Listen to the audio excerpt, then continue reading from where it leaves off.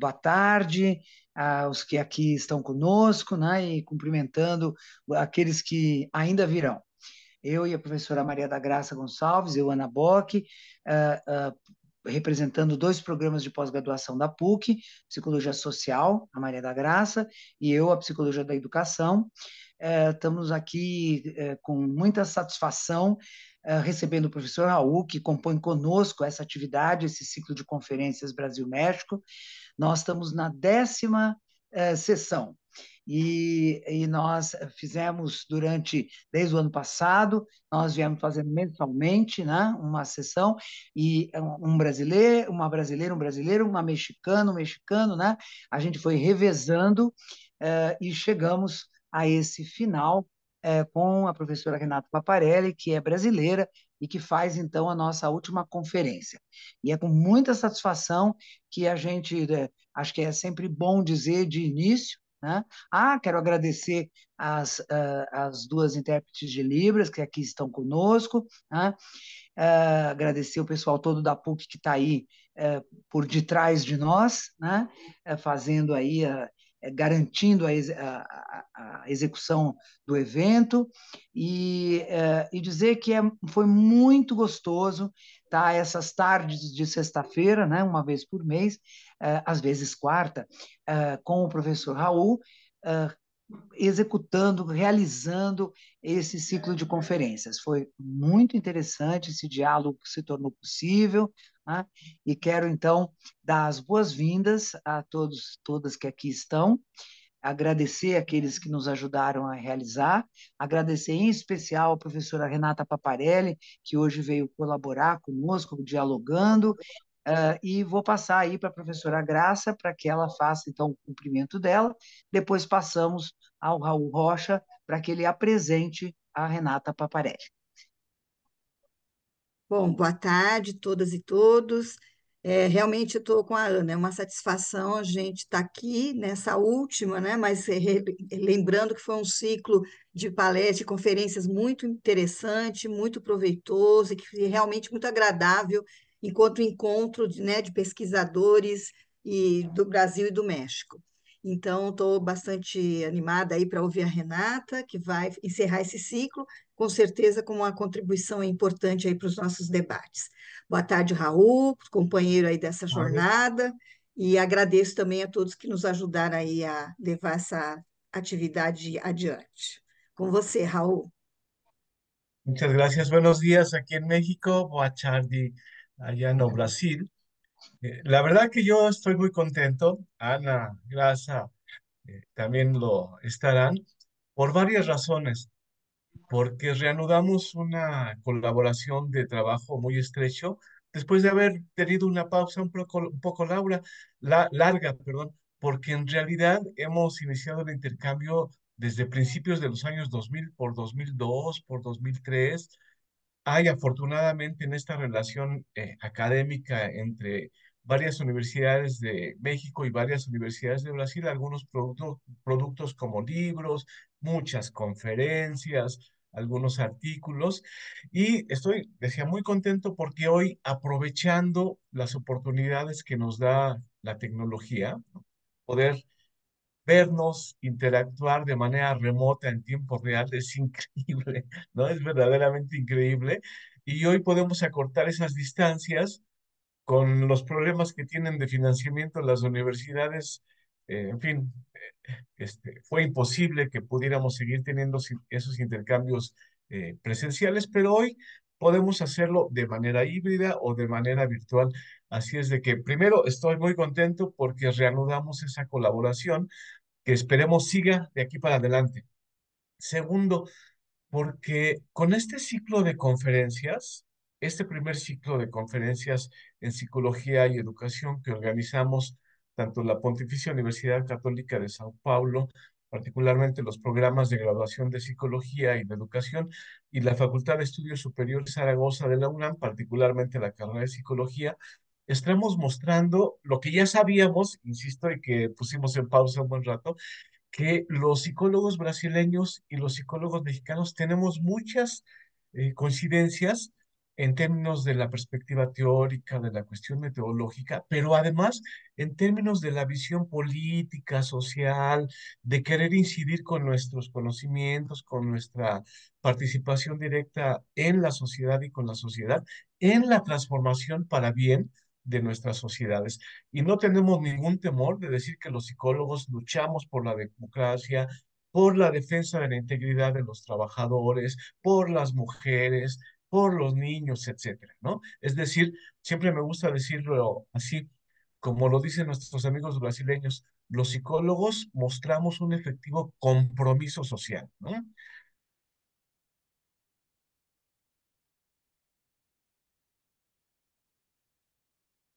¿Congeló? Pero más Ah, allá de eso, lo que los psicólogos hacemos, podemos hacer con la sociedad, con la gente con la que estamos. Y eso la verdad que habría que reconocerlo. Desde hace dos décadas se lo retomamos, se lo pedimos prestado a los amigos brasileños y lo difundimos acá. Por lo menos hemos avanzado en términos de que nuestros planes de estudios ya hablan de compromiso social. Algunos empezamos a interactuar con otros profesionales de las ciencias sociales, salimos a la calle, en fin, tenemos mucho más claro. Y afortunadamente con los gobiernos que tenemos, esos espacios se han ensanchado, los hemos ensanchado y los ocupamos cada vez más. Así es de que por esa razón también me encuentro muy feliz porque ensanchamos más las posibilidades de participación académica y de incidencia social, ¿no? Respecto, por ejemplo, de lo que ustedes hacen, lo que nosotros hacemos, lo que podemos hacer de manera conjunta, etcétera. Y también estoy muy contento particularmente porque todos los conferencistas brasileños, los conferencistas mexicanos, por supuesto la doctora Renata que nos va a ofrecer su conferencia a continuación, han mostrado, dejen esto del nivel, ¿no? Y la expertise, obviamente digamos, es una precondición para la invitación, que sea gente que sabe, que tiene que decir las cosas. Más allá de eso es su actitud, su empatía, sus ganas de colaborar, de ofrecernos a psicólogos de otros lugares lo que se hace, lo que hacen de manera particular. Y eso la verdad que cada vez es más frecuente, pero quisiéramos todavía ensancharlo mucho más.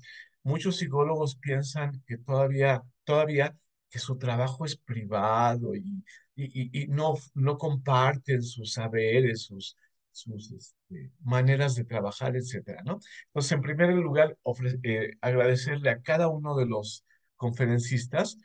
En la página ustedes pueden observar que hay 12, son 7 psicólogos brasileños, porque en un par de conferencias, dos compañeras a su vez respectivamente presentaron la conferencia y de parte de los compañeros mexicanos hay 5, todos, insisto, de excelente nivel, pero particularmente lo que les queremos agradecer es su compromiso, su empatía, ¿no? Sus ganas de trascender la escuela, el salón, en fin, como lo estamos haciendo con esta conferencia. Bueno, hoy cerramos este ciclo 2023-2024. Se dice fácil, pero fueron con la conferencia que tenemos enseguida de la doctora Renata, 10 conferencias magistrales este, que vamos, son un lujo para los compañeros porque aquí ya voy a decir de manera particular algunas cosas, doctora Renata. Los participantes, afortunadamente ahora somos un buen número. En ocasiones hemos sido un poco menos, pero otra vez aprovechando las ventajas de la tecnología, subimos los compañeros de la PUCI que están que están en la producción, nos hacen el favor de subir la grabación. Yo también la bajo, la subo a mi página de YouTube y todo mundo en cualquier momento, desde cualquier lugar, revisa la conferencia y tenemos muchas vistas. Y de eso se trata, ¿no? De que lo que hoy digamos permanezca ahí para que toda la gente interesada lo pueda consultar. Así es de que me congratulo, nos congratulamos de que hoy demos conclusión a este ciclo y a los amigos asistentes les decimos que estén atentos porque seguramente vamos a emprender nuevas acciones, ¿no? Con todos los amigos brasileños que se puedan, con todos los amigos mexicanos que se puedan, para que continuemos haciendo este tipo de cosas, de intercambios académicos, este, teóricos, metodológicos y de incidencia social y de discusión de cuestiones políticas. Así es de que todo eso ha sido muy bueno. Bien, ahora tenemos la fortuna, tenemos el honor de, para cerrar este ciclo de conferencias magistrales en Psicología y Educación México-Brasil 2023-2024, contar con la participación de la doctora Renata Paparelli. Voy a permitirme presentarla. La doctora Renata Paparelli nos va a ofrecer la conferencia Salud Mental y Trabajo, Aspectos Conceptuales e Investigaciones, particularmente lo que desarrolla en la PUC.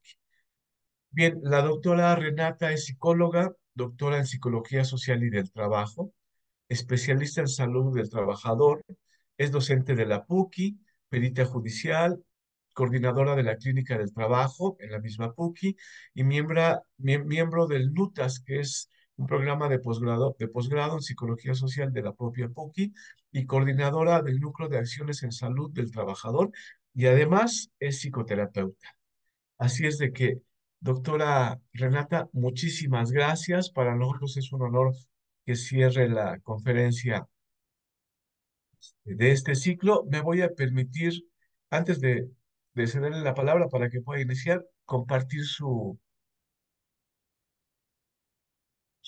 presentación. Estoy aquí, no me sale. Bueno, le cedo la palabra. Muchas gracias, doctora Renata. Estoy tratando de compartirla.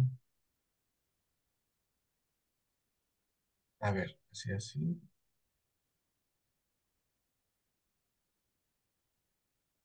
Me aparece, no sé, ya. Ah, el anfitrión me debe de permitir compartir la pantalla, É, Humberto, no sé si. é. Ah, é que o Orlando, pessoal da DTI tem que. Ya, ya, Conseguiu?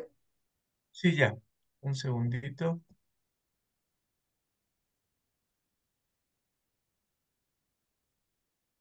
¿Sí lo probar? sim, tá ótimo. ¿Ya se ve la Sim, sim, presentación? sim. Sim. Creo que me congelé.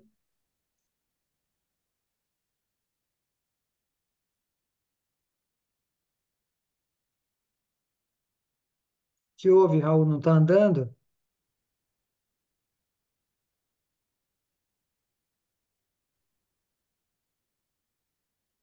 Estava.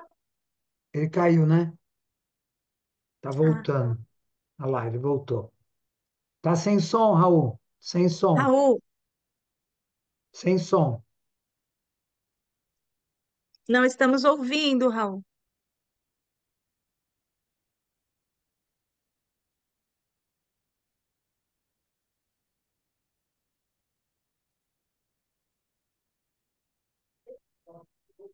¿Me escuchan? Sí. Agora sim. ¿Sí me ven? Estamos ¿Está la vendo, presentación? Perfecto. estamos vendo a Hola apresentação. Renata, muchísimas gracias. Adelante, le platico por último. Alrededor de 55, una hora para que pueda exponer y el espacio restante para que los compañeros asistentes y entre nosotros, por supuesto, podamos discutir algunas cuestiones y usted pueda responder algunas preguntas. Así es de que, doctora Renata, adelante. Muchas gracias. Muitas graças. Boa tarde. É um enorme prazer estar aqui para compartilhar as produções que temos feito, as reflexões que temos construído a respeito desse campo, né, da saúde mental relacionada ao trabalho. Eu agradeço o convite da professora Ana, professor Romero, professora Graça.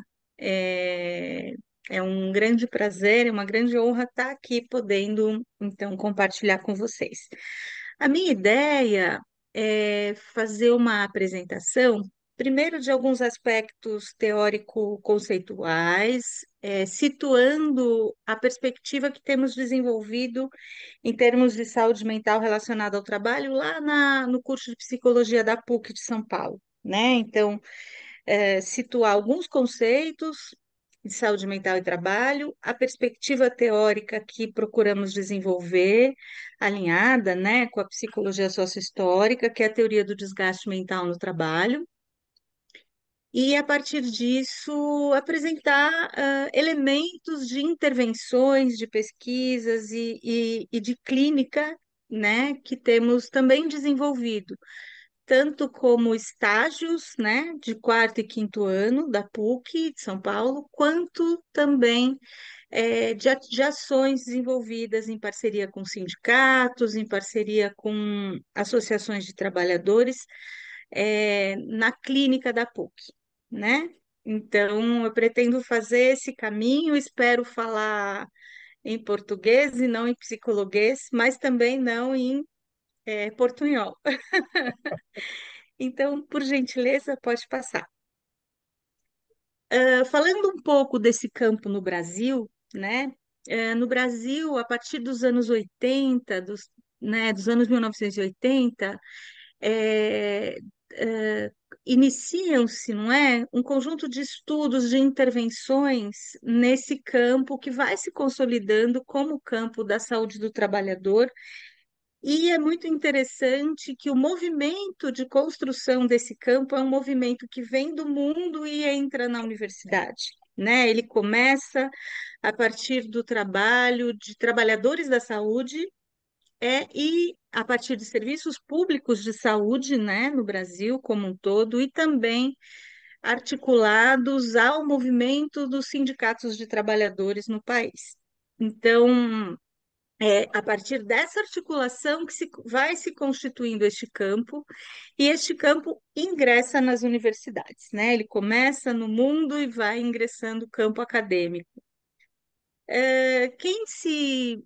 Quem quer que enfrente, né, esse desafio de ingressar no campo da saúde do trabalhador, e aqui eu vou falar mais especificamente de um segmento dele, que é a saúde mental relacionada ao trabalho, ingressa num território que é por natureza, não é, interdisciplinar, teórico, prático e também que conta com a contribuição de diversos campos do saber, né? Conforme a professora Edith Seligman Silva, que é uma referência que eu vou trabalhar bastante aqui nessa apresentação, para entender determinados aspectos da relação entre saúde mental e trabalho, nós temos que percorrer disciplinas e campos do saber muito distintos, né? Então, desde aquelas que estudam mais propriamente questões do trabalho, processos mentais ou a dinâmica saúde-doença, passando por disciplinas básicas, né, como fisiologia, neurologia, e, por fim, disciplinas que vão estudar a questão do trabalho humano desde uma perspectiva crítico-social, como economia política, estudos sobre a organização do trabalho, ciências sociais, filosofia. Então, é uma aventura que se passa na articulação de diversos campos e disciplinas do saber. Pode passar, por favor. E também temos que incorporar nessa compreensão inúmeras mediações, não é?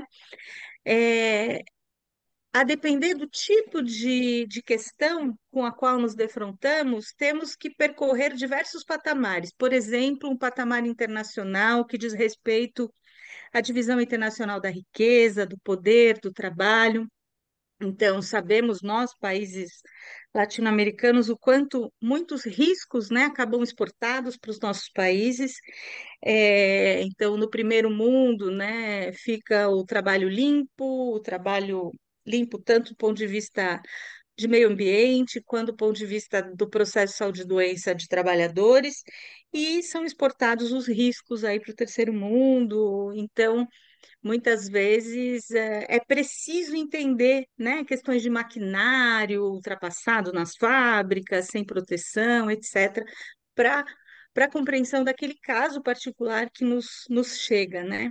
É preciso entender também de contextos nacionais, com suas determinações estruturais, conjunturais, políticas econômicas de desenvolvimento social, temos, infelizmente, sido palco, não é, de um desmonte da legislação trabalhista, né, e da garantia de direitos aos trabalhadores, à proteção ao emprego, à saúde, enfim, existe esse contexto nacional que impacta radicalmente no processo saúde-doença de trabalhadores, na medida em vários sentidos, eu vou falar um deles apenas, que é, por exemplo, aqui trabalhadores e trabalhadoras se submetem no trabalho, né? A que condições se submetem quando você tem um cenário de desemprego, quando você tem um cenário de uberização do trabalho, de precarização e de regulamentação das piores formas de trabalho, como o trabalho temporário, trabalho é,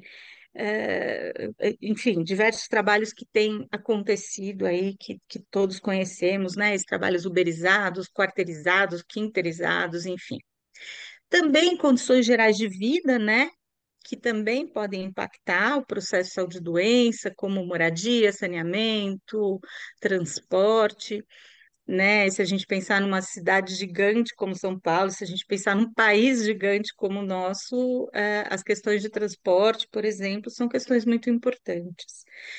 É preciso considerar o patamar, a mediação da empresa, né? Então, se eu estou tratando de uma grande rede de bancos, se eu estou tratando de uma rede de supermercados, de telemarketing, de teleoperadores, porque você tem ali determinadas relações de trabalho produzidas por políticas de recursos humanos, tipos de gestão e as possibilidades que os trabalhadores e trabalhadoras têm de terem controle sobre o próprio trabalho em função disso tudo. Mas, além disso, eu estou falando de determinada empresa que tem muitas instituições, né? Então, sei lá, um banco que tem muitas agências, mas existe também o espaço microsocial do local de trabalho, com suas dinâmicas próprias, né? Embora muitas vezes submetidos a uma certa política de gestão, existem também as realidades locais. E, por fim, a individualidade, o espaço do indivíduo singular em sua trajetória pessoal. Então, veja, é, é uma aventura ao mesmo tempo interessante, ao mesmo tempo bastante difícil por conta de termos que desbravar, né? Muitas disciplinas, né? E aí todo esse campo da interdisciplinaridade, como também essas múltiplas mediações que estão presentes mais ou menos, uma ou outra, a depender do tipo de caso com que nos defrontamos, né, no nosso trabalho. Pode passar, por favor. Então, são diversos territórios, disciplinas, e também para encontrarmos-nos no interior aí da saúde mental relacionada ao trabalho, é preciso ampliar o conceito de saúde, né? Pode passar. Veja, sabemos nós que na psicologia a gente tem pelo menos dois grandes modelos em disputa, né? Um modelo biomédico de compreensão do processo, de compreensão da saúde, que vai falar da saúde muitas vezes como um trabalho, né? Saúde como sinônimo de adaptação, de adequação a uma realidade inquestionada, saúde como algo que transita na discussão sobre doença, simplesmente, né? E outras perspectivas que criticam isso e que permitem que compreendamos múltiplas determinações do processo de saúde e doença. Eu vou falar aqui de uma delas, né, que é a teoria das determinações sociais, porque é a partir dela que nós dialogamos no nosso trabalho, mas existem outras teorias críticas que fazem, portanto, que superam a compreensão biomédica, né? Que tem esse traço muito forte da questão da adaptação. Então, alguns questionamentos a essa ideia, esse modelo biomédico, que são fundamentais no nosso campo, são, bom, a ideia de que né, saúde é um estado pleno de bem-estar biopsicossocial, ela vai ser criticada por muitos elementos, então a ideia de estado, que é completamente incompatível com a ideia de vida, né? Porque vida é movimento, vida é pulsação, vida é diferenciar-se de si mesmo, ao invés de vida ser compatível com a ideia de estado. A ideia de que também a saúde como um estado pleno de bem-estar biopsicossocial, ela é muito pouco interessante, porque esse estado a gente nunca alcança, né?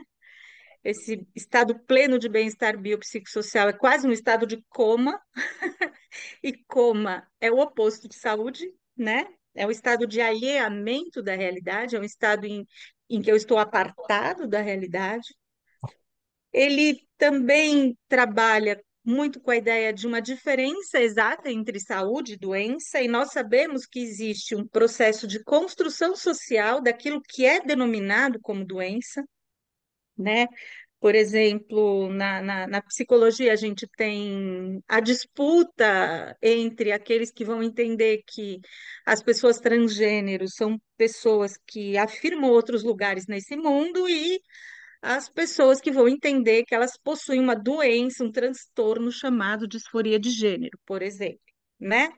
Então, são compreensões muito distintas do que significa essa experiência existencial da transgenericidade e que falam dessa disputa, né? Então, a gente está falando do como existe uma construção social daquilo que é considerado saúde, daquilo que é considerado doença, e que não está contemplado nessa ideia de estado pleno de bem-estar biopsicossocial. Mas acho que a grande crítica, a maior delas, é essa ideia de que se saúde é um estado de bem-estar, quem está vivendo mal-estar está adoecido. Só que como viver uma situação de bem-estar numa sociedade como as nossas, em sociedades como as nossas, em que sociedades atravessadas, né, por uma desigualdade, por tantos problemas sociais, eu esperar que saúde seja um bem-estar biopsicossocial, é eu esperar que saúde seja sinônimo exatamente de adaptação, né? E aí, adaptação aqui, realidade. Nesse conceito de saúde, essa realidade não está questionada, né? Então, adaptação aqui, realidade mesmo, é uma realidade inquestionada, né? E aí, quando eu trabalho com essa compreensão de estado pleno de bem-estar biopsicossocial, com o modelo biomédico, eu vou ter o caminho de entender que os agravos têm relação com a vulnerabilidade pessoal, com a vulnerabilidade individual das pessoas, porque eu não tenho recursos e elementos, inclusive, para entender dinâmicas mais amplas, né? E, portanto, para acessar todas aquelas mediações das quais eu falei anteriormente. Pode passar, por gentileza. Então, como é que nós vamos entender a saúde em síntese, não é? Tudo aqui eu estou fazendo uma síntese muito sintética, né?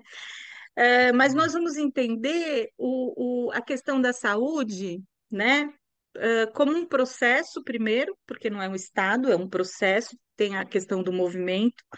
É um processo em que saúde e doença são produções sociais, então por isso a gente põe esse hífen, né? Processo saúde e doença, entendendo que esse processo ele é fruto de múltiplas determinações.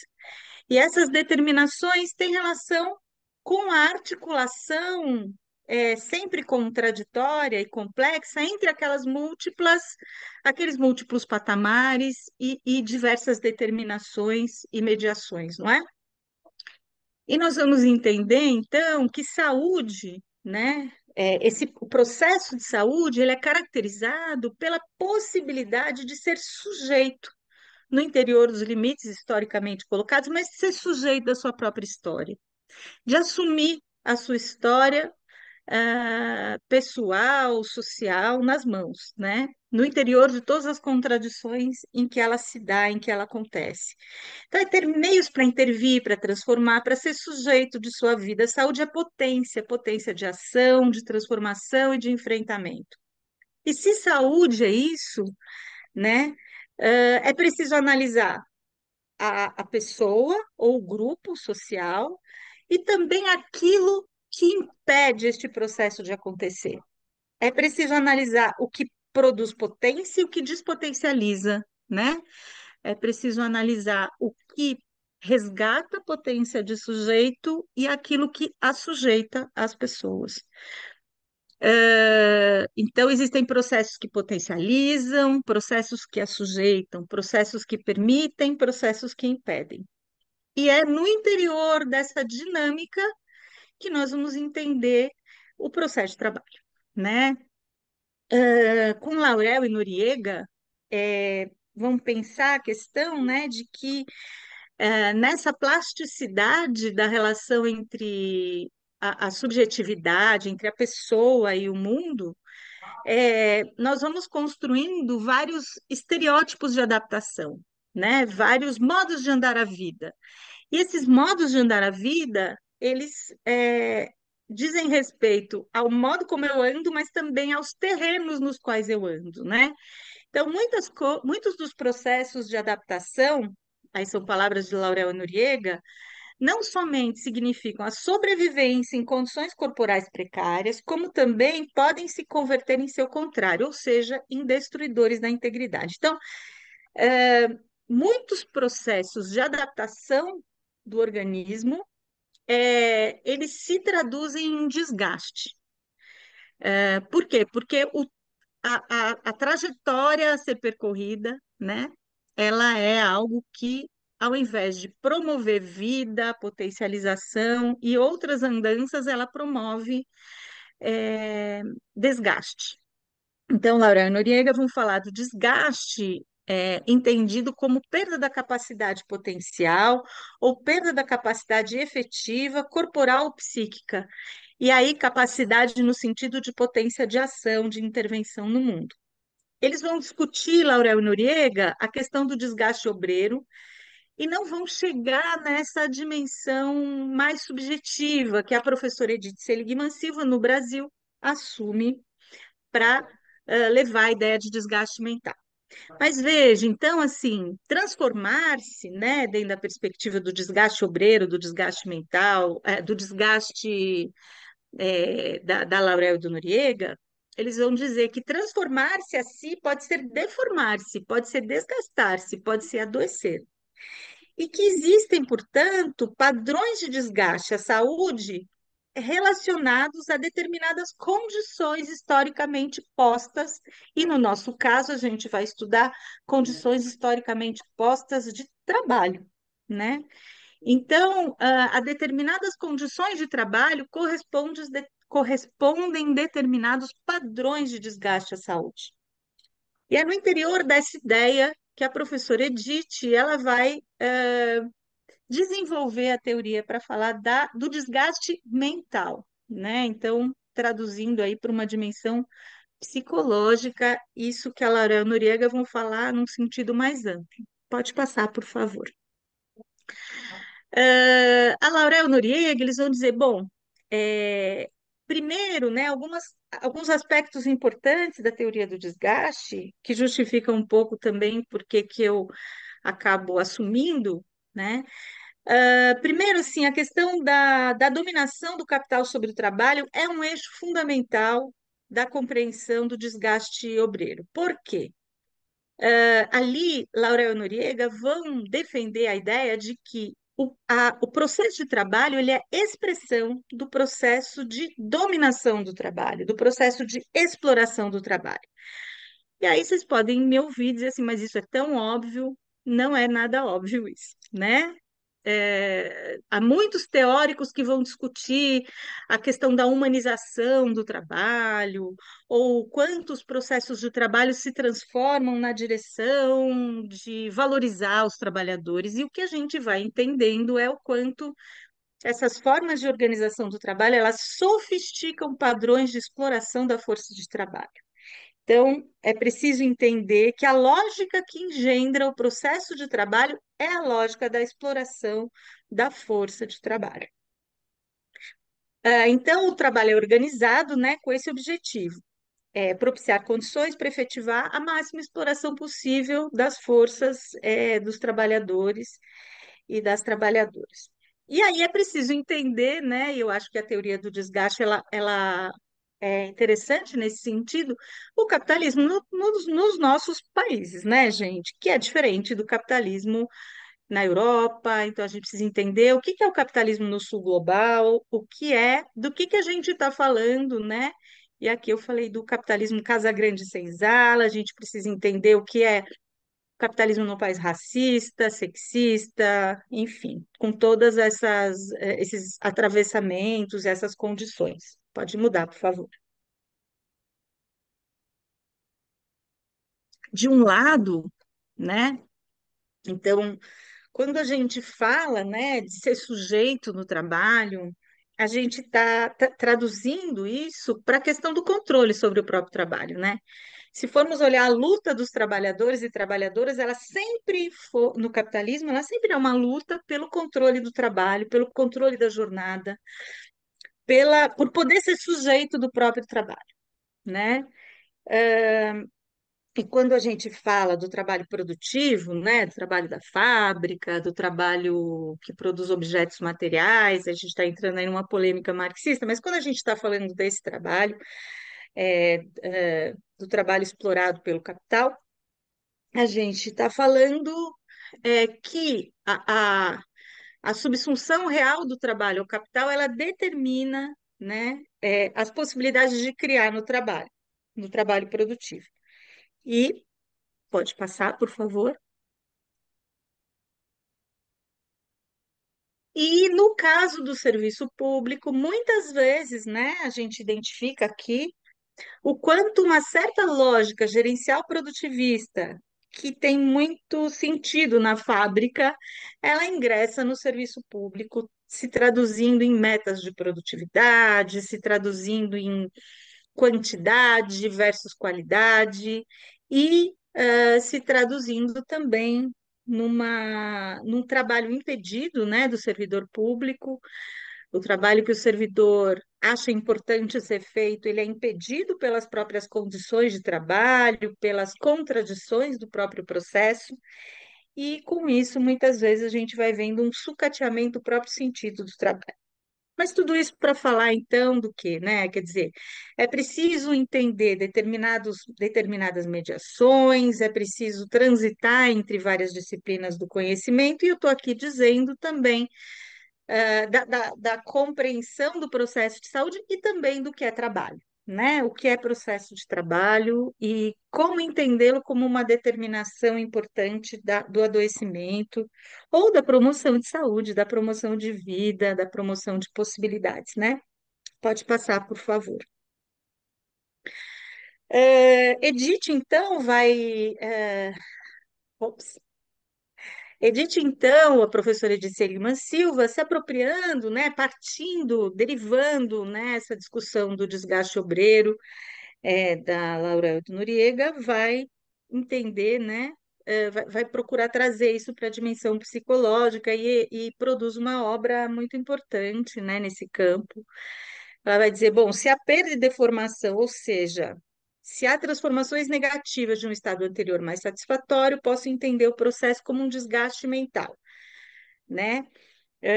E aí, constituindo, né, nesse momento, tanto uma psicopatologia do trabalho, como também uma psicopatologia do desemprego, né?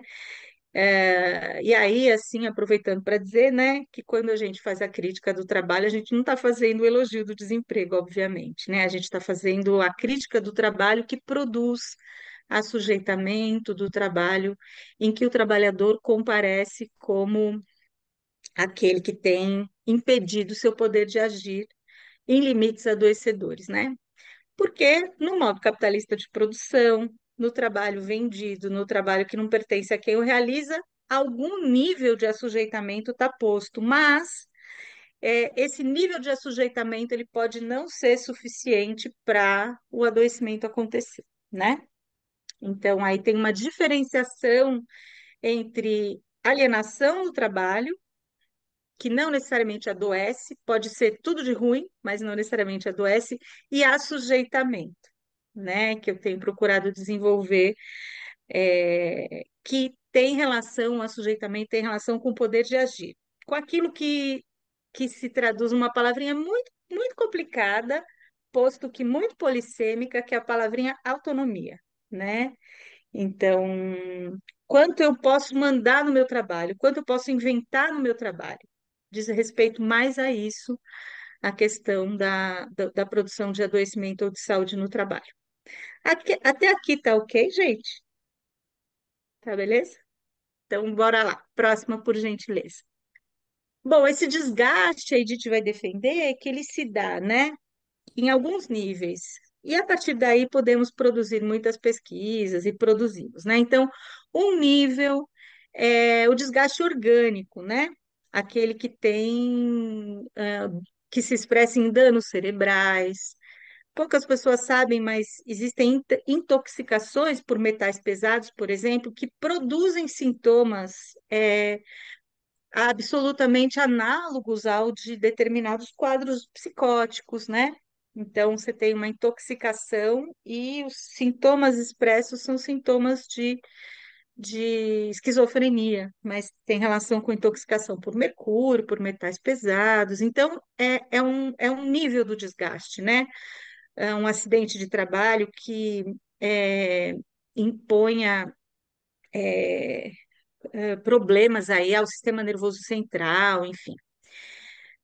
Tem também variações do mal-estar, né? Então, o desgaste que se expressa como fadiga física, como fadiga mental. Os desgastes que afetam a subjetividade, né? Como aqueles trabalhos todos que são realizados em condições de ataque à dignidade, de corrosão dos valores, corrosão do caráter, né? Hoje a gente fala muito no mundo do trabalho de um processo que leva ao sofrimento ético, que é o fato das pessoas terem que fazer coisas no seu trabalho que são completamente contrárias aos seus valores, né? Então,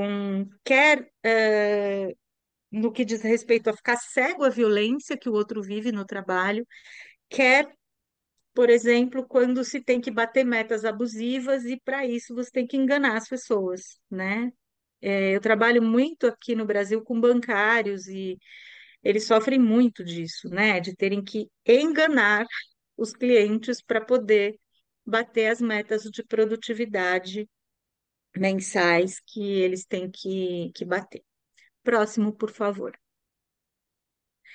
Ah, alguns elementos importantes, né, para a gente pensar essa questão do desgaste funcional, né, da fadiga crítica ou fadiga patológica. E aí, uma discussão importante, né, sobre a organização do trabalho, que muitas empresas vão falar, por exemplo, sobre a, o paradigma da excelência, né, que ele é tão veiculado como sendo, assim, uma coisa muito importante para as empresas, né, a excelência. E aí a gente vai falar da neurose de excelência, né, o quanto essa percepção que temos todos de que, por exemplo, se eu estou quietinha no meu lugar, isso significa que eu esqueci de fazer alguma coisa. Porque eu sempre tenho que fazer uma coisa para antes de ontem, que eu só consigo fazer para depois de amanhã. E isso vai se transformando na vida cotidiana, no natural da vida, né? E nós queremos dar conta, né? Então, essa questão da neurose de excelência. Ah, pode passar.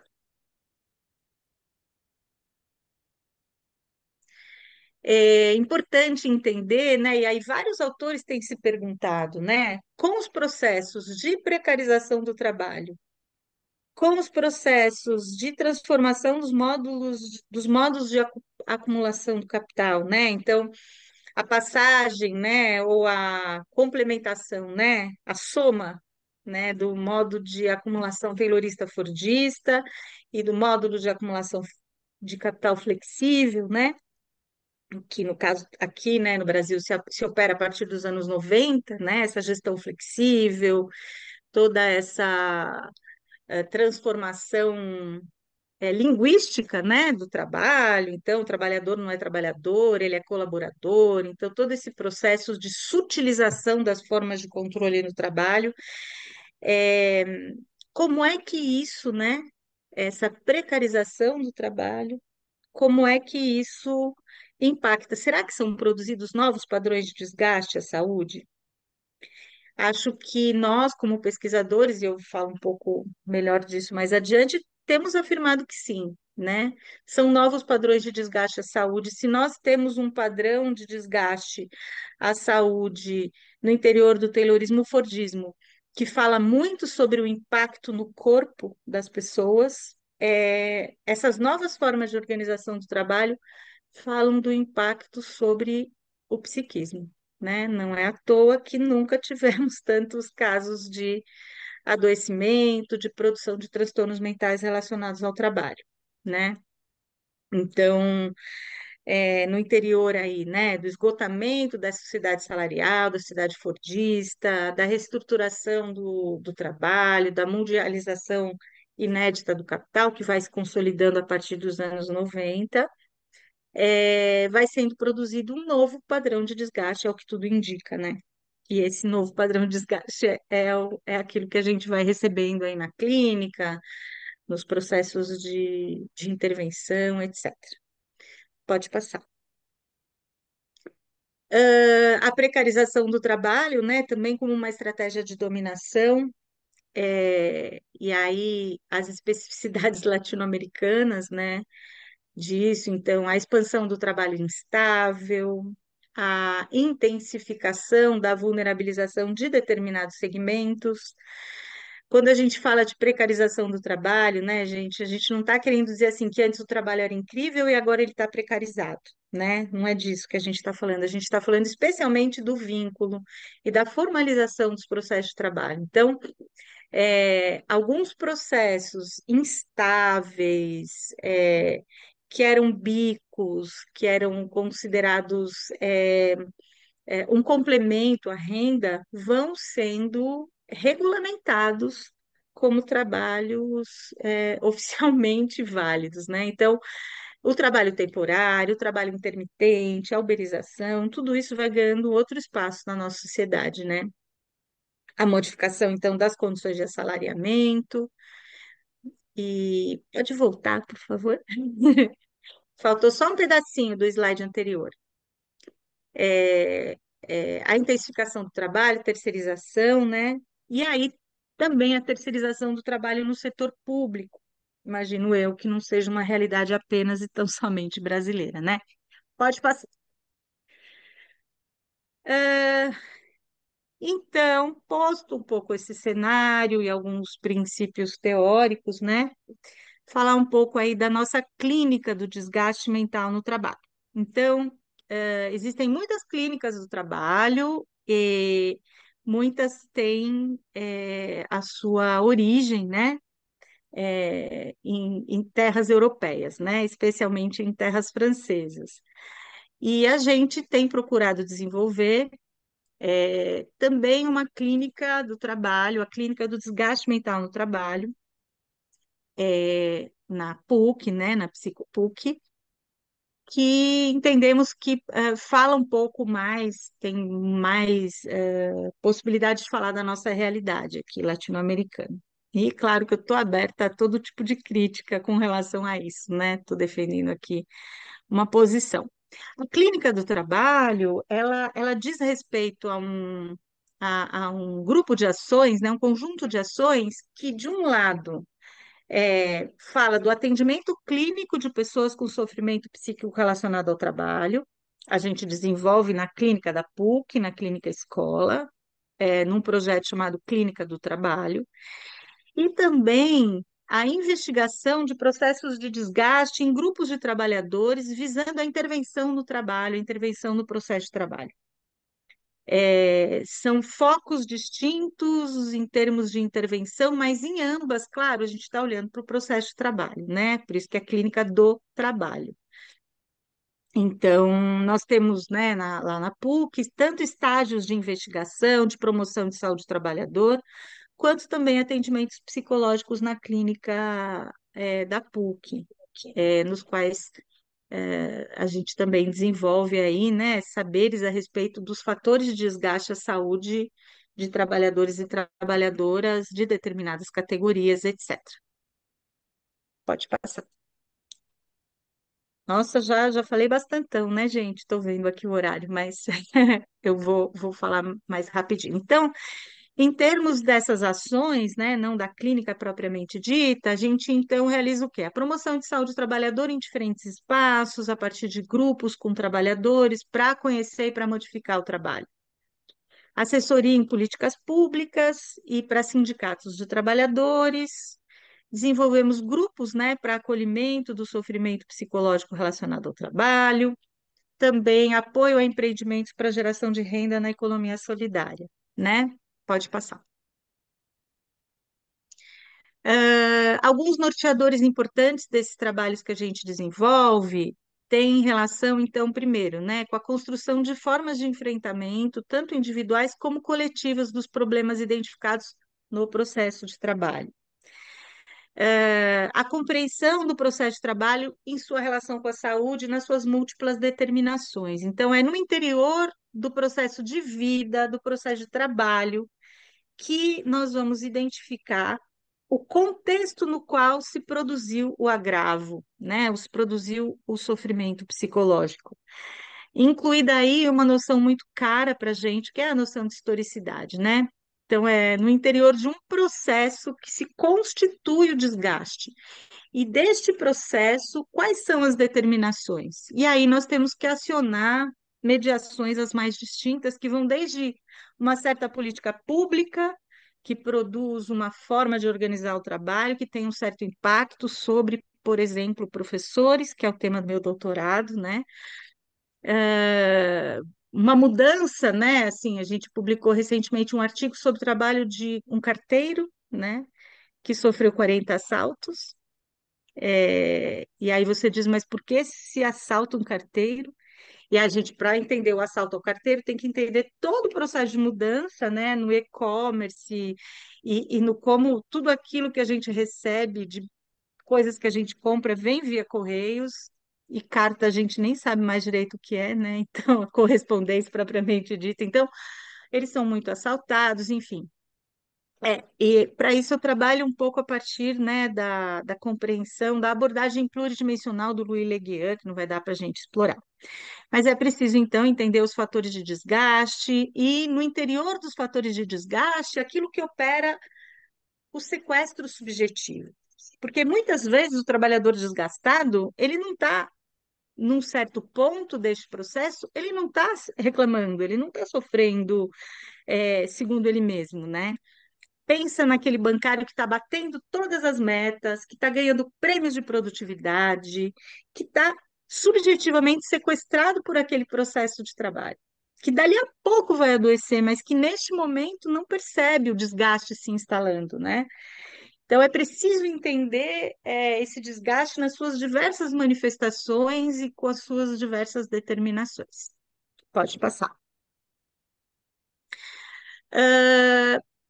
Na clínica, né, e nessas intervenções, a gente trabalha com alguns objetivos que procuramos desenvolver nessa perspectiva da psicologia sociohistórica, de uma psicologia social crítica, né? Então, há alguns princípios, né? A questão da ampliação da consciência, né?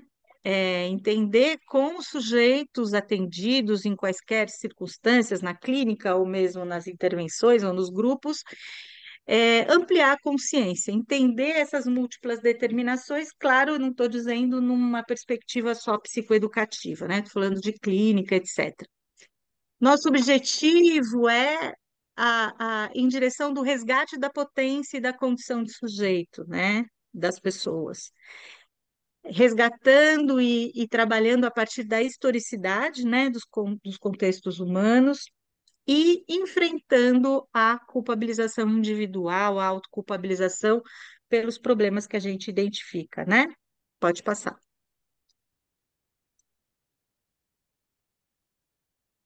Ah, se a gente entende como um processo, né? Então, aquilo que impede o movimento do sujeito de se autodiferenciar, o movimento do sujeito de se complexificar, de resgatar essas suas potencialidades, é aquilo que a gente vai precisar enfrentar. Vez em hora diz respeito à família, vez em hora diz respeito a opressões as mais diversas, e na nossa clínica a gente trabalha especialmente quando elas estão relacionadas ao trabalho, o que nunca significa que elas são exclusivamente questões dos processos de trabalho, porque tudo isso se engendra. Pode passar. Algumas noções que são muito importantes para a gente, né? Então, a noção de território, a noção de contexto, e a questão da rede, né? Nós vamos entender sempre que rede é aquilo que impede a gente de se esborrachar quando a gente cai no chão. Rede acalenta, rede nina, rede contorna, rede constitui. Então, rede é absolutamente fundamental na nossa compreensão, né? Resgate de rede, ampliação de rede, e rede num sentido também de rede de repertórios, de trânsitos pelo mundo, né?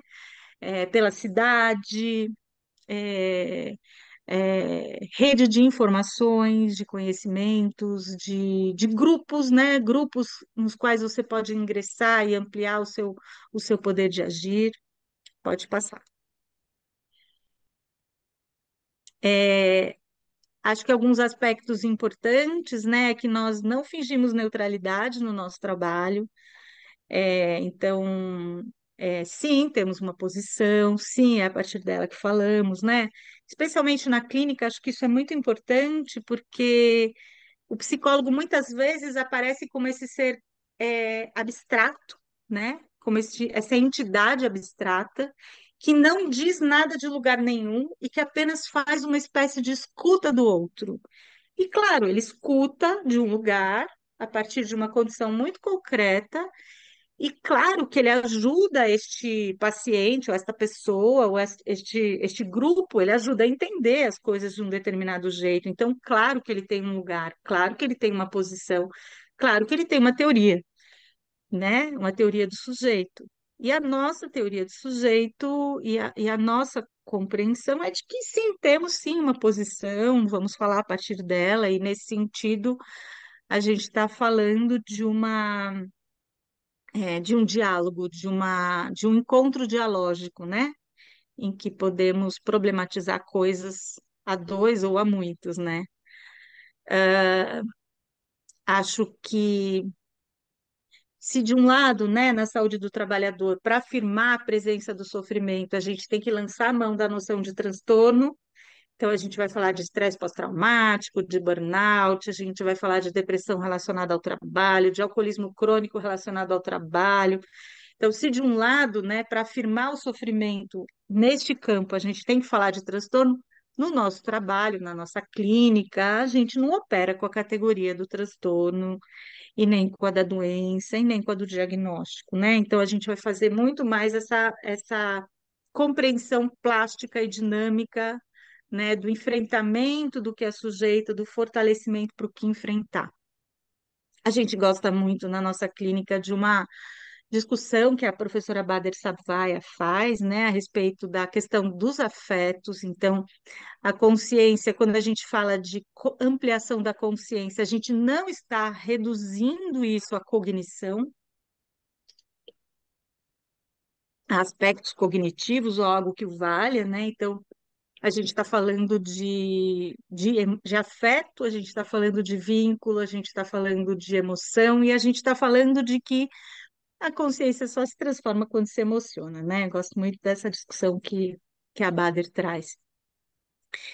E, portanto, assim, o processo terapêutico nesse sentido, ele não se remete apenas ao passado, né? Ele pode se remeter ao passado, claro, porque vai depender daquele caso específico e concreto, quais são as determinações importantes para entender o processo de produção de paralisia, de produção de adoecimento, né? Então, pode ser que o passado, no sentido aí da psicologia mais tradicional e hegemônica, importe muito, mas pode ser que não, enfim.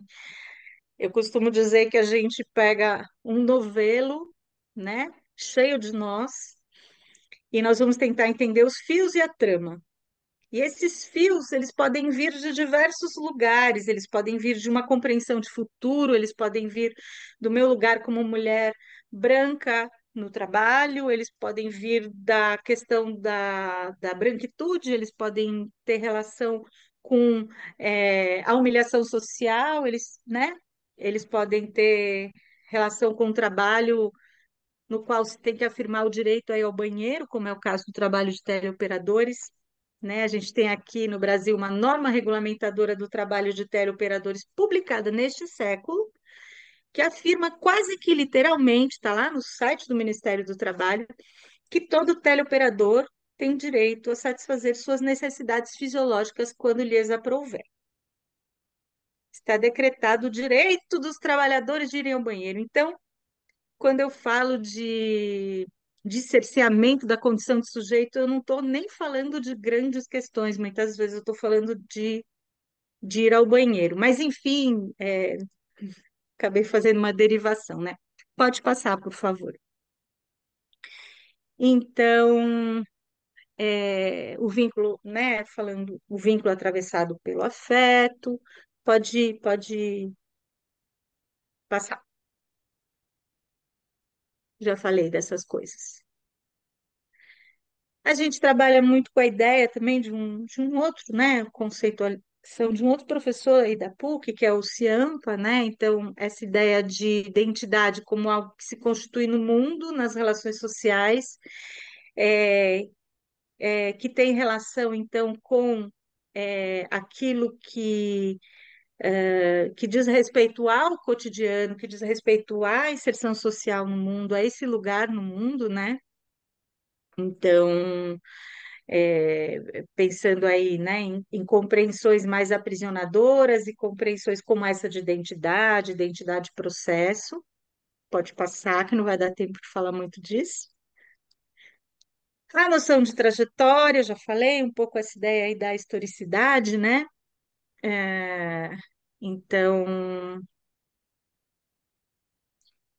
a questão de investigar os processos de constituição de determinados imperativos, né, que falamos com relação a nós mesmos, explicitar quão ideológicas são algumas certezas, trabalhar com o real, com o contexto, com o indivíduo no contexto, pode passar.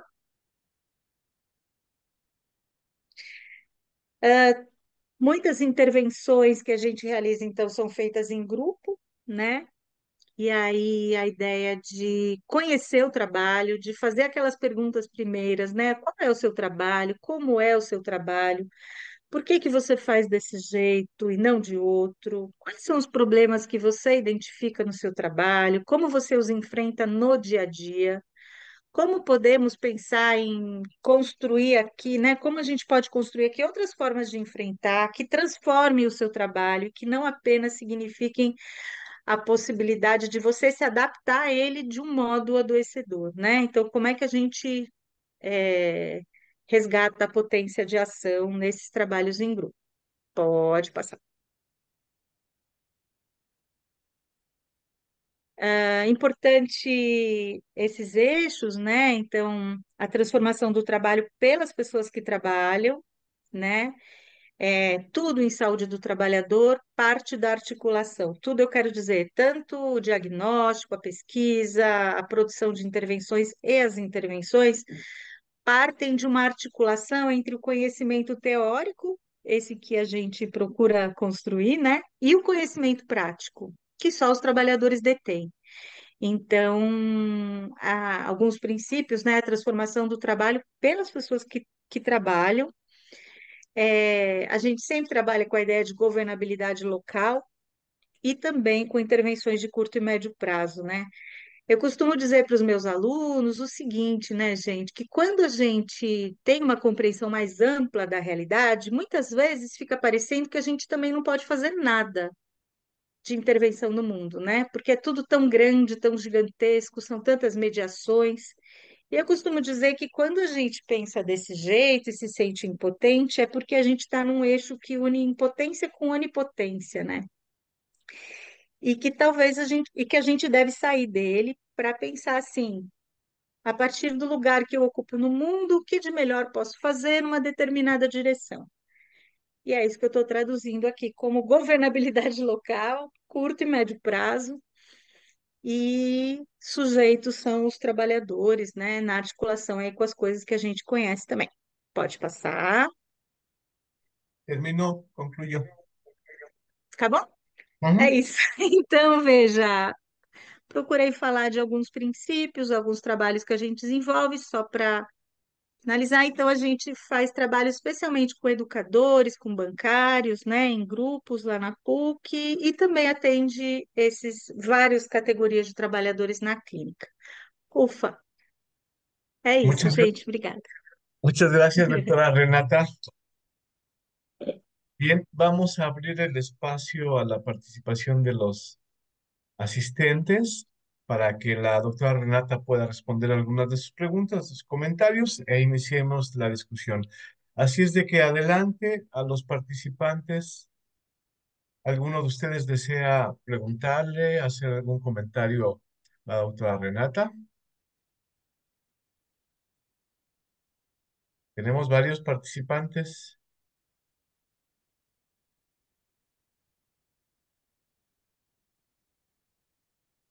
en lo que se animan, ¿verdad? Enquanto as pessoas vão pensando, é, bom, gostei muito, é interessante, a gente trabalha tão perto, né? E não houve assim, então gostei muito de ter ouvido assim a sua exposição, foi muito, muito, muito interessante. Mas sempre que eu ouço, eu sempre penso assim, por que a psicologia? Eu sei que você não temos a resposta, né? Mas, ou temos, né? Ou temos, acho que até nas suas questões, por que que a psicologia é tão distante do trabalho, né?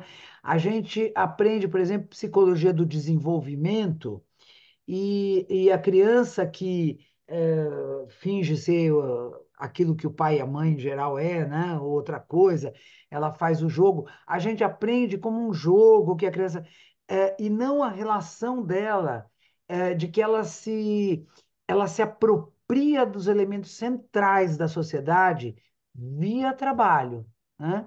Via Incrível. a brincadeira com o trabalho. Não tem brincadeira de criança que não tenha trabalho, né? É que ela Sim, diga, mesmo que ela está brincando de casinha, as minhas netas brincam de que uma é bebê, elas são gêmeas, né? Uma é bebê, a outra é a mãe. Não é assim, eu sou a mãe, estou cuidando de você. É assim, eu vou te dar banho, eu vou te dar a comidinha, né? É sempre uma atividade interessante porque está ligada à ideia de trabalho. Segundo, na nossa perspectiva, nossa e sua, o trabalho é fundamental na sociedade para a constituição do sujeito, né? É um dos conceitos centrais da psicologia, quando a gente trabalha numa perspectiva crítica, é o trabalho, naquelas que estão coladas ao marxismo, né? A gente traz o trabalho. Mas a psicologia vai ela vai introduzir o trabalho lá no quarto ano do curso. verdade. O outro é a educação, né? Eu falo do trabalho porque a minha área, que é a educação, é outro processo, né? Que a escolarização, ela entra assim como a criança aprende no processo de escolarização, pá, já, né? E como né, não tem aquela preocupação na compreensão da inserção na escola, né? Então, estou comentando isso para você comentar um pouco também, né, desse esquecimento que a psicologia tem em relação ao trabalho. Uhum. Acho que você tem toda a razão, né, esse trabalho das suas netas, né, que é o trabalho do cuidado, né, que nem em muitas teorias não é nem reconhecido como trabalho, né, acho que é uma conquista pensar no trabalho do cuidado, nesse trabalho eminentemente feminino, né, como um trabalho, e não, inclusive, como mera reprodução, né? Como um trabalho de produção de vida e de produção e tal. E é isso, né? Eu acho que a psicologia, eu digo para os meus alunos assim, na anamnese, você pergunta até para a pessoa quando aconteceu a passagem do alimento líquido para o sólido, né? E você não pergunta o que a pessoa faz na vida dela todo o tempo, né? Então é muito impressionante assim. Amamentou, foi parto normal, foi parto cesariana. essas coisas todas estão presentes e são perguntas, inclusive, algumas delas irrespondíveis, né? Porque é tudo um processo, não é assim, quando falou a primeira palavra, tem balbucio, enfim, mas de qualquer modo, você pergunta essas coisas todas, mas você não pergunta da inserção concreta das pessoas no lugar do mundo que elas ocupam, né? Eu dou para os meus alunos um exemplo, assim, né, falando do modelo biomédico, que é quando qualquer um de nós vai ao médico com dor de garganta, e o médico esquece de perguntar, por exemplo, se somos trabalhadores que fazemos uso profissional da voz. Nós todos somos professores e fazemos uso profissional da voz, então é muito provável que qualquer laringite, faringite, dor de garganta tenha relação com isso.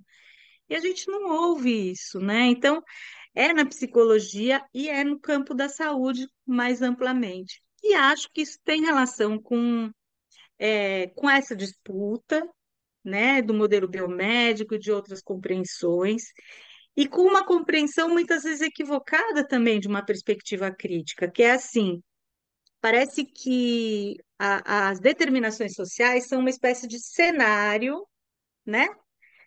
Tem uma peça. A peça é a doença da pessoa.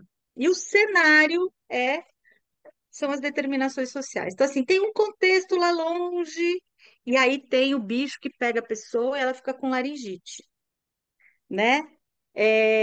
Mas é difícil essa compreensão das múltiplas determinações, como determinações mesmo, né? A gente está acostumado a pensar num parasita, nessa lógica, né? E tem a questão ideológica, que acho que é fundamental também para entender isso, que é essa compreensão dessa psicologia de um ser humano que se autoengendra, né? E acho que você, né, Ana, fala bem disso lá no Munchausen e tal, que vai se puxando. Então, esse ser humano que se autoengendra, nem dá para falar em engendra, né? Mas que ele se autodesenvolve de algum jeito, assim, por fotossíntese e, e por meios sociais totalmente naturalizados, né? E a valorização do trabalho. Eu gosto muito, eu dou para os meus alunos aquele livro do Lafargue, O Direito à Preguiça, né? E ele vai falar como é que pode uma coisa cuja origem vem de tripalho, um instrumento de tortura, né, que é o trabalho, se transformar na grande virtude. Parece que falar e questionar o trabalho é questionar um dogma mesmo, né, social. O trabalho é bom. Basta a gente pegar essa frase assim: o trabalho enobrece o homem. Não tem coisa mais antagônica à ideia de trabalho do que nobreza. Nobre não trabalha, nobre abre os braços para alguém pôr o casaco nele, não é assim?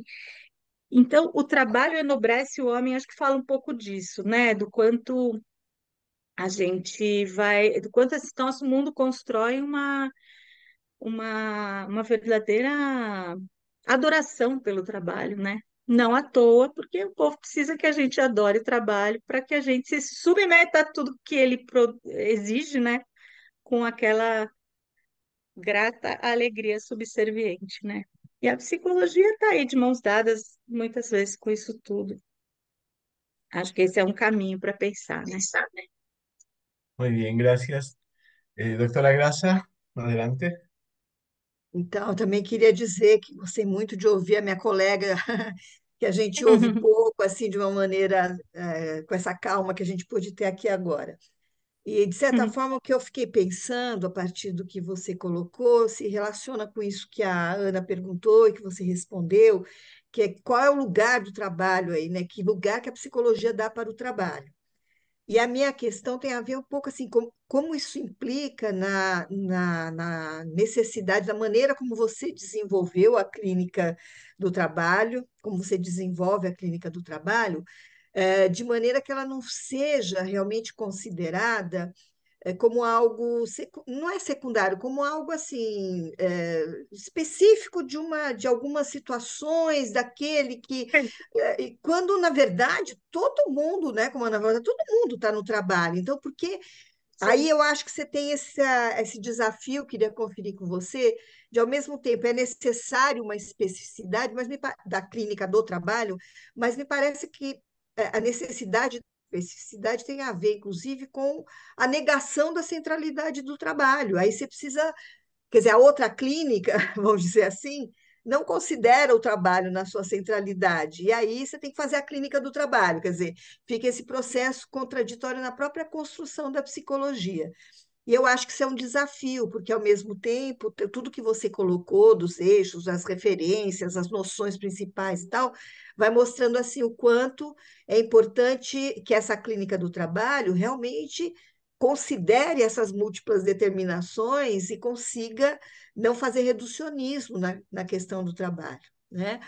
Então, eram um pouco Uhum, essas considerações. E aí eu imagino que seja realmente um desafio no trabalho com os grupos ou com indivíduos que são atendidos, de de superar, né, de alguma forma conseguir ter uma visão mais ampla e não ficar no caso ali, estes são os problemáticos do trabalho, este é o doente uhum, do trabalho.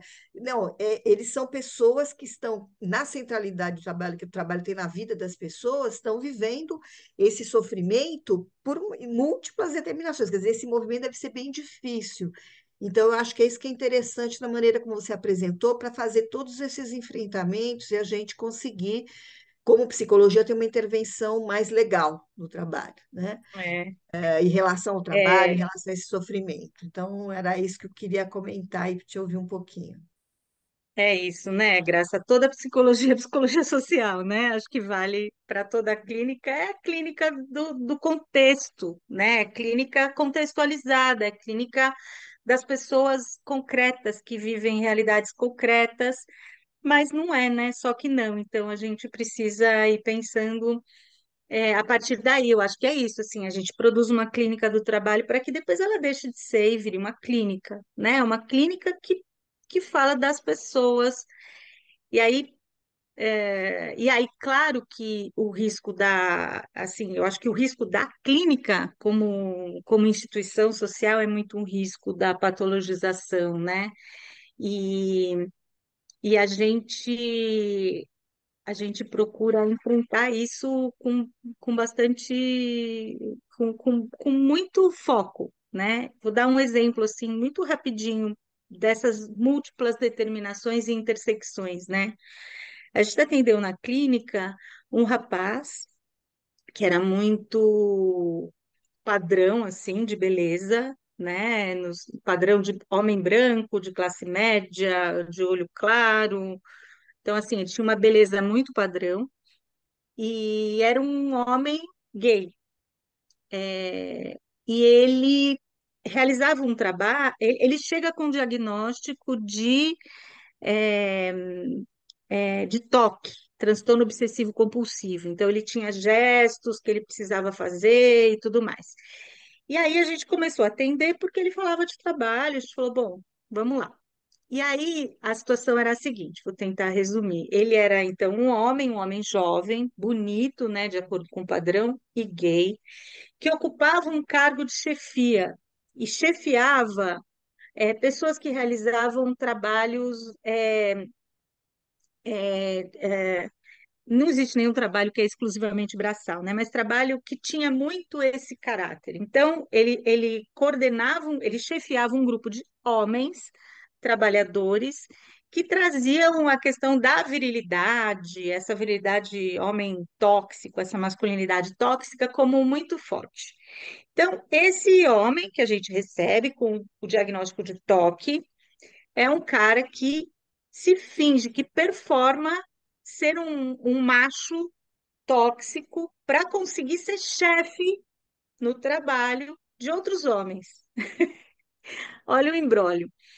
E aí a gente vai tentando entender tudo isso. E ele tinha uma grande dificuldade de se relacionar com o seu próprio desejo homossexual, porque ele não sofre de homossexualismo, mas ele sofre de mundo é, homofóbico, né? Então, como ele sofre de mundo homofóbico, é claro que ele tem essa questão, e aí vai juntando tudo. Bom, a gente foi percebendo no desenvolver das sessões que aquilo que eram os gestos repetitivos dele, diagnosticados como TOC, e aí então psicose, tem que tomar remédio, sei lá o quê, eles foram se transformando gradativamente em a repetição de determinados padrões que a gente poderia chamar de padrões de gestos feminilizados.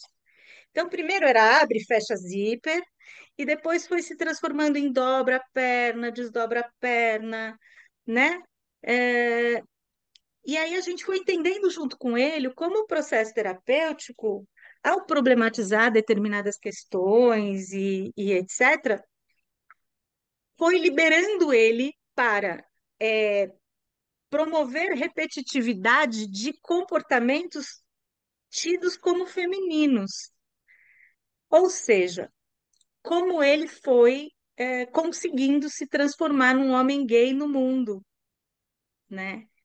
E pensando nos impedimentos de ser este homem gay no mundo por conta deste processo de trabalho, no qual ele tinha que performar uma masculinidade tóxica e tal. Então, é um pouco de tudo desse mundo no caso, né? E aí a gente foi com ele construindo, procurando que ele se inserisse em grupos sociais nos quais essa orientação sexual dele pudesse ter um outro lugar que não o lugar da negação, o lugar da patologia, né? E, e aí a gente foi caminhando com ele nessa direção, enfim, tem aí todo um transcorrer do caso, né? Mas é muito mesmo desafiador a gente tentar entender as coisas na sua complexidade. Não tenho dúvida que a gente não entendeu na sua complexidade, mas numa complexidade possível, né? A partir, inclusive, desse lugar, que é o lugar da clínica, no caso, e entrelaçando essas coisas, tentando escapar um pouco dessas compreensões mais patologizantes, pensando que, no caso, por exemplo, esse cara, aquele gesto tinha, ou parecia ter muito mais relação com ele se adaptar a uma realidade inquestionada, né? E quando ele vai questionando, ele vai podendo mudar esse gesto, do que com alguma patologia dele, que é o diagnóstico que ele chega de toque, né? O que não significa que, dado o fato de que esse mundo é um mundo tosco e homofóbico e problemático, que ele vai continuar tendo sintomas, né? Porque mas daí qual é o lugar desse sintoma? Como é que eu vou entender esse sintoma, né? Como um problema pessoal ou como alguma coisa que está no meio dessa dinâmica? E aí, claro, né? Acho que um desafio da clínica é como é que a gente faz a pessoa, como é que a gente ajuda a pessoa a se reencontrar num caminho tão difícil também, né? Mas eu não sei se eu toquei na resposta aí, ó. Sim, com Mas toda a certeza. psicologia é psicologia social, né, Graça? Então, É assim, isso toda aí. clínica é clínica da pessoa no mundo, né? Deveria ser, mas daí não é. Então, tem que ter psicologia social e tem que ter clínica do trabalho, clínica da sexualidade, clínica da, né? As clínicas, tudo que a gente. Clínica da mulher em situação de violência. Gente, pelo amor, né? Não tinha que ter isso. Muito bom. Bien, muy bien. Doctora Renata, igual, me encantó la exposición porque para muchos de nosotros nos refuerza, nos confirma estas ideas alrededor del trabajo, porque lamentablemente el modelo hegemónico, médico hegemónico, el modelo médico sigue siendo hegemónico en todas las cuestiones, digamos, societales, ¿no? De ahí la medicalización y psiquiatrización de la sociedad, incluyendo el mundo del trabajo. Y también es muy reconfortante escuchar eh, que retoman las contribuciones de gente como Cristina Laurel y su grupo de trabajo, ¿no? Ella como pionera de la medicina social, ¿no? Y de Ih, esta cuestión del desgaste obrero en México desde los ochentas. Además, ella fue funcionaria, fue secretaria de salud del gobierno de la sim, Ciudad de México y hoy la secretaria de salud del gobierno de la Ciudad de México es una de las compañeras que ha trabajado mucho todo esto, junto con Mariano Noriega, etcétera, etcétera, se llama Oliva López. Es decir, que todas estas ideas, por lo menos en el gobierno de la Ciudad de México, han estado instrumentándose. Pero en el mundo académico, decía lamentablemente, la visión sobre el trabajo es muy descontextualizada. Yo les pregunto a mis alumnos que suelen pasar del área de trabajo al área de psicología social, ¿qué es el trabajo? Y me dicen que es una relación en la que reciben un salario a cambio del trabajo que prestan, ¿no? O sea, lo que definen es el empleo, no el trabajo. Y eso tiene una Sí, explicación muy sencilla. Ellos no, los profesores que les enseñan, ni idea tienen de los conocimientos sobre economía política del trabajo, sociología del trabajo.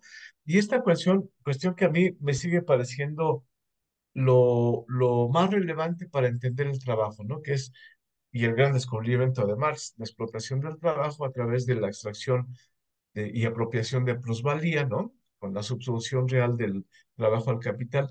Pero eso significa leer economía política, significa leer al capital, significa leer otras cosas. sí, Y los psicólogos, no sé, muchos aquí, estoy hablando de mi país, no sé si estén muy dispuestos a eso, pero sí están muy dispuestos a escuchar cosas de la psicología del trabajo positiva, ahora de María Salanova, ah, ¿no?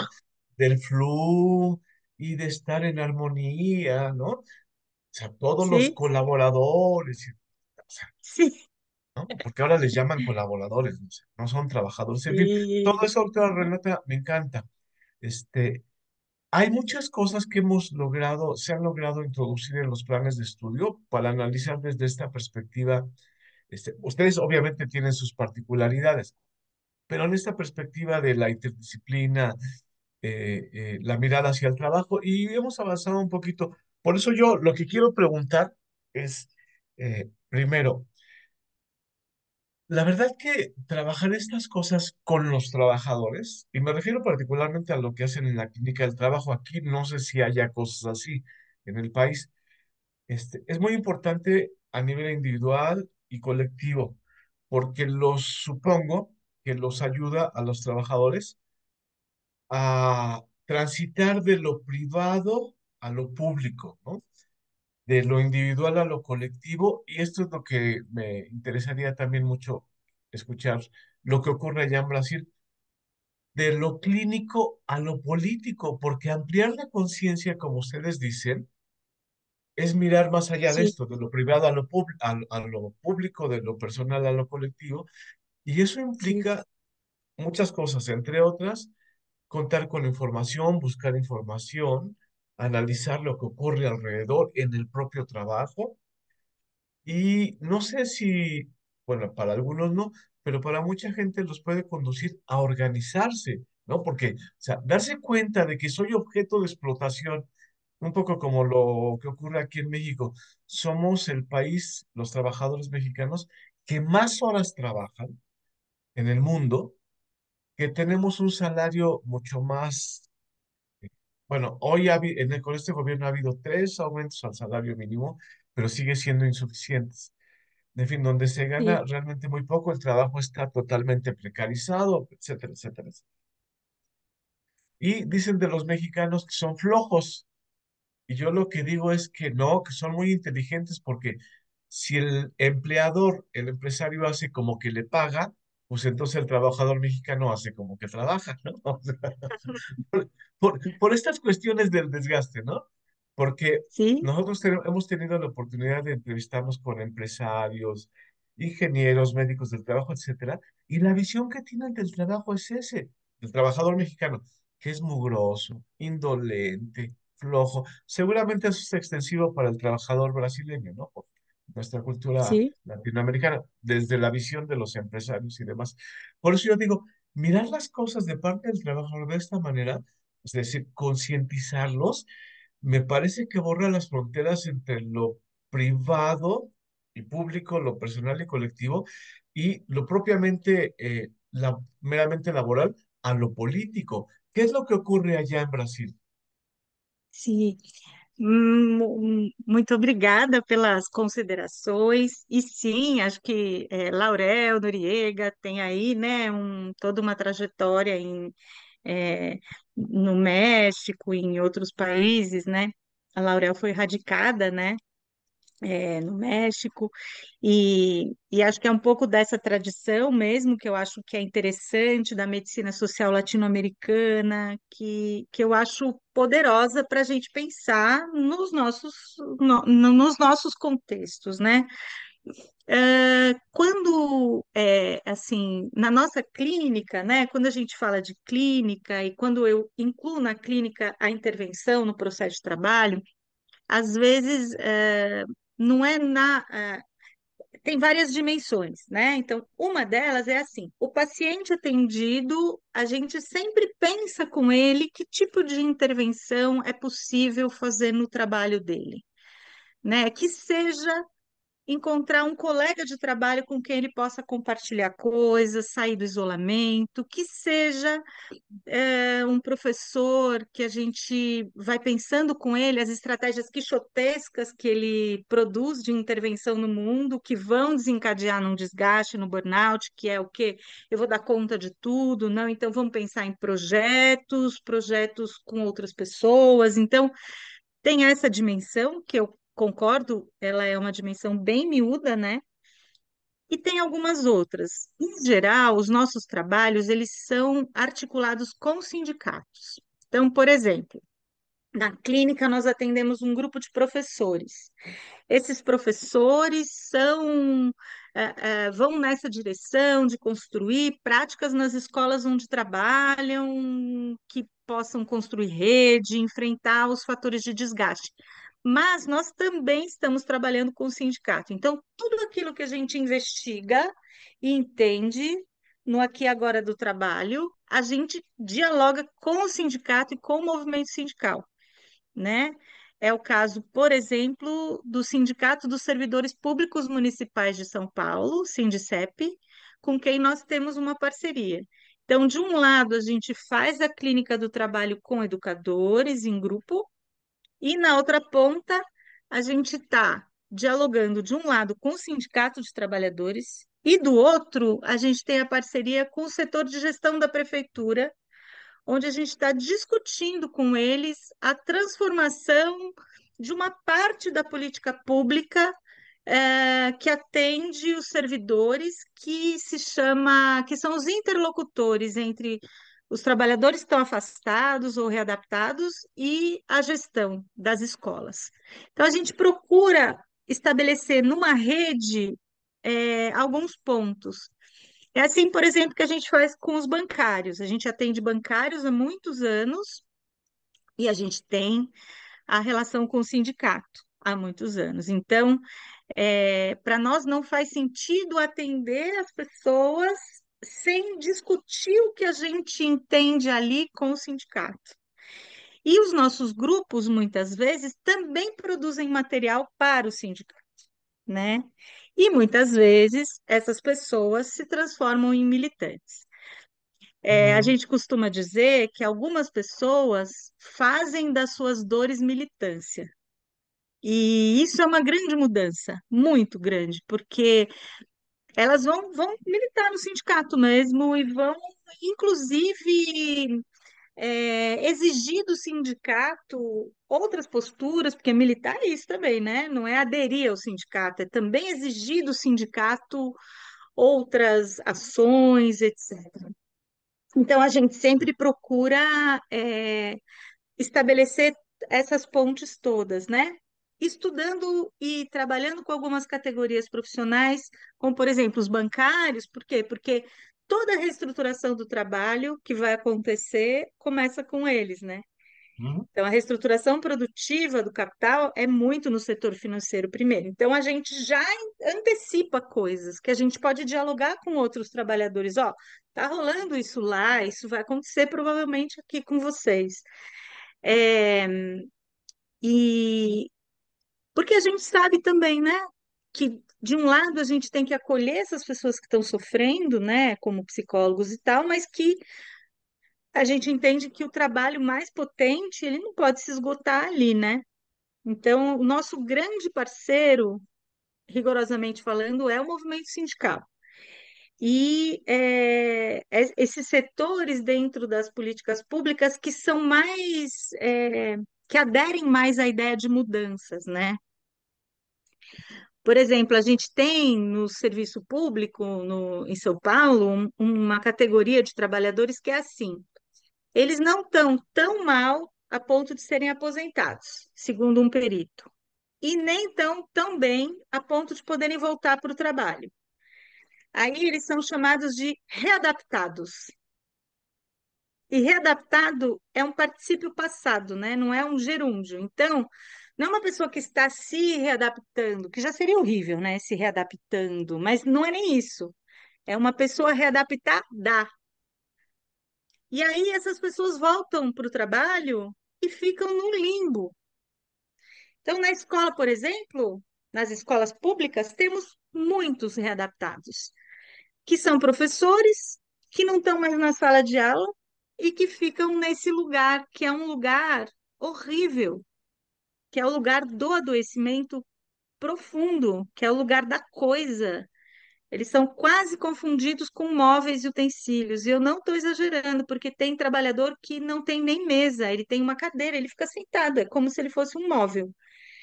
A gente está intervindo, a partir do que os trabalhadores nos contam nos grupos, a gente está intervindo nessa política da readaptação funcional. Como? Estamos fazendo um trabalho com os interlocutores, que são a mediação entre os readaptados e a gestão das escolas. E então a gente está tendo essa oportunidade, né? E de defender que os readaptados devem ser os sujeitos dessa política, ao invés de serem os objetos imóveis e utensílios das escolas, né? Mas, claro, assim, eu sou muito entusiasmada, mas a gente tem muita dificuldade, obviamente, né? E, e também uma coisa que está acontecendo aqui, sabe, Romero, que é muito interessante, eu acho, não sei como está sendo aí, não sei como está sendo em outros países, mas assim, com o aumento absurdo, né, dos transtornos mentais relacionados ao trabalho, alguns sindicatos começam a acolher psicólogos no seu quadro de trabalhadores mesmo, né? Então, antes tinha só a figura do médico, né, no sindicato, e hoje começa a ter psicólogos. E aí, que psicólogos os sindicatos mais interessantes querem? Eles não querem um psicólogo clínico tradicional, estrito sensu, né, que vá montar um consultório no sindicato. Eles querem um psicólogo que possa ajudar a entender esses processos, que possa construir ações na direção de enfrentar isso, que possa subsidiar a ação sindical. Então, a gente começa a ter experiências muito legais nesse sentido, sabe? A gente está publicando daqui a pouco um livro com as experiências desse núcleo de trabalho, né? E um dos artigos, capítulo, vai ser sobre o trabalho do psicólogo em sindicato, que acho que é muito promissor. Os sindicatos, muitos ainda não entenderam essa parte, mas a gente vai explicar para eles, né? Porque é muito interessante, né? Tem alguns sindicatos de vanguarda aqui no Brasil, como os químicos, os bancários, mesmo o sindicato dos servidores públicos municipais, então, que vão começando a também dialogar com a gente, né? E a Eh, partir de algumas experiências de estágio também e tal, e de trabalho. Muy bien. Mas não sei se eu respondo. No, no, de manera muy amplia, muy bien. No sé si alguno de los participantes, porque ya se nos está acercando la hora de conclusión del evento, alguno de los participantes quisiera tomar la palabra.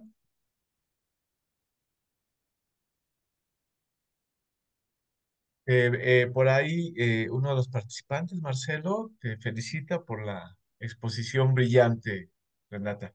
Muchas gracias. Bueno, porque ya son 5 minutos para la hora, entonces podemos ir cerrando. Si me permiten, doctora Renata, muchísimas gracias por la brillante exposición. La verdad que no solamente el tema, sino la orientación, el contenido de lo que aquí se impartió por su parte, me parece es lo que necesitamos para ampliar la mirada, en este caso, sobre la relación salud mental y trabajo, ¿no? Son cosas que necesitamos porque no podemos olvidar, no podemos dejar de tener presente que vivimos en el capitalismo, en sociedades que explotan, ¿no? quienes son los dueños de los medios de producción, y que los trabajadores pues solamente cuentan con su persona, con su fuerza de trabajo, y están a expensas de lo que en mucho permitidos por las políticas neoliberales pueden hacer en contra de la propia clase trabajadora. En fin, podremos pasarnos toda la tarde discutiendo mil cosas. Lo importante es establecimos el vínculo para poder generar alguna alternativa de colaboración. Incluso en mi facultad hay gente que trabaja desde este punto de vista, es la asunción del marxismo como categoría analítica y lo que Sí, estableció en la conferencia, las mediaciones que son pertinentes para analizar el trabajo. sí, Hay oportunidad de poder platicar para ver qué se puede hacer. sí, Congelou, né? congelou. Raul, É para eu terminar é isso, eu não Ana? sei o que bem na hora que ele foi falar, né? Eu acho que você pode, Bueno, eu vou para cerrar, Ah, autorizar você a ele fazer voltou. as suas sí, considerações finais Ele está e falando, depois. ele voltou. Ah, ele está falando? Raul, Voltou? teve uma falha aí no seu som e a sua imagem está congelada. Ah, agora Caiu. ele caiu. Ah, não, está aqui. Agora voltou. perdón, Ops, sí, ya. Reitero estas comunicaciones, luego estas conexiones, en fin. Reitero nuestro agradecimiento por parte de los organizadores, la doctora Ana, la doctora Grasa y un servidor, a la doctora Renata Paparelli por ofrecernos esta conferencia tan importante acerca de lo que sucede con nuestra clase trabajadora, no solamente en Brasil y en México, sino en toda Latinoamérica. Así es de que encantados de escuchar la doctora Renata. En breve, en este fin de semana, le enviamos su constancia, su conferencia, y pues yo le cedo la palabra a Grasa y a Ana para clausurar el ciclo, no sin antes decir que estuve todo este tiempo, estos 10 meses, muy feliz, muy contento de contar con la doctora Ana Bock, con la doctora Gracia González, con todos los conferencistas, los asistentes, tanto brasileños como mexicanos, con la doctora Renata en esta clausura de este ciclo de conferencias. Y la verdad que esto nos anima a pensar en otro tipo de eventos, en continuar con la colaboración y les estaremos enviando a los conferencistas una invitación para esta misma conferencia, doctora Renata, hacerla libro. Tenemos la posibilidad de publicar un libro electrónico que editemos la doctora Ana, la doctora Gracia y un servidor. Con todas las conferencias tenemos las grabaciones, las videograbaciones, así es de que no es partir de cero. En fin, ya nos pondremos de acuerdo. Bueno, mil gracias. Fue un honor para mí trabajar y seguiremos trabajando con nuevos proyectos en adelante. Adelante, doctora Ana, doctora Gracia. Graça, É, quer começar? isso, eu também queria dizer, primeiro, assim, da grande satisfação de ouvir a Renata e poder estar esse tempo com você e pensando coisas que são tão importantes aí para a nossa psicologia. Então, agradecer a Renata, agradecer agora, Raul, né, por essa parceria e dizer que também, né, repetindo aqui, eu falei no início, repetindo que estou muito satisfeita com nossa atividade, com as nossas conferências, com essa possibilidade dessa parceria. Acho, foi muito bom ter o Raul com a gente esse tempo todo, e então agradeço a todos que puderam, né, contribuir de alguma maneira com as suas conferências, enfim, mas principalmente essa mão firme aí do Raul, mantendo aí, né, a atividade e sendo bastante parceiro aí na organização desse ciclo de conferências. Então, obrigada e vamos em frente. Então, eu quero também agradecer, me despedir. É interessante porque é um encerramento duplo, né? O encerramento da palestra da Renata, que foi muito bom, muito agradável, muito bom de aprender, né?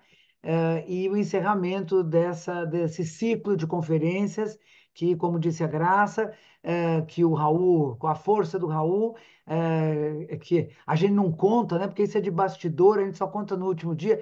Ele sempre muito atento, ele sempre muito presente, cuidando. Ele é mais famoso na PUC agora do que eu e a Graça, né? Porque ele cuidou muito, né? E nesse sentido, eu também aproveito para agradecer os cuidados da PUC com o ciclo de conferências, né? Todo mundo que trabalhou conosco, o Caio, desde o começo, né? E agradecer a nossa Edilene, a nossa Renata, mas agradecer muitíssimo ao Raul e dizer que essa parceria PUC-UNAM Saragoça foi muito motivo de muito orgulho para nós, né? Muita satisfação, e vamos agora à publicação, a nova etapa. Tá bom? Então, muito obrigada, Renata, por ter fechado o ciclo com tanta competência, tão agradável assim a sua fala, além de competente, agradável, porque nem sempre, né? E muito agradável, muito gentil, muito ótima, tá bom? Muito alegre, tem uma alegria, né, no jeito como você lida com o seu trabalho, tá bom? Então, muito obrigada. Obrigada, Raul, por tudo isso. Sale. Bueno, en breve envío las Obrigada, constancias, gente. Foi um Renata. prazer, viu? Ana Grasa en breve envió las constancias como organizadoras. Muchas gracias a Cayo y a todo el equipo que estuvo en la producción, los carteles, en la transmisión, en fin. Y nos veremos pronto, los amigos brasileños y psicólogos brasileños y mexicanos, y esperemos que podamos incorporar en un futuro a compañeros de otros países latinoamericanos. Disfruten su día, nos veremos Legal. pronto. Abrazos. Tchau, Tchau, gente. tchau, Até gente. mais. Chao, Até bye. mais. Tchau, tchau. Tchau, Marcelo. Chao, Tchau, chao. tchau. Tchau, Fátima. Tchau, Cleissa. Tchau, Marlene. Chao.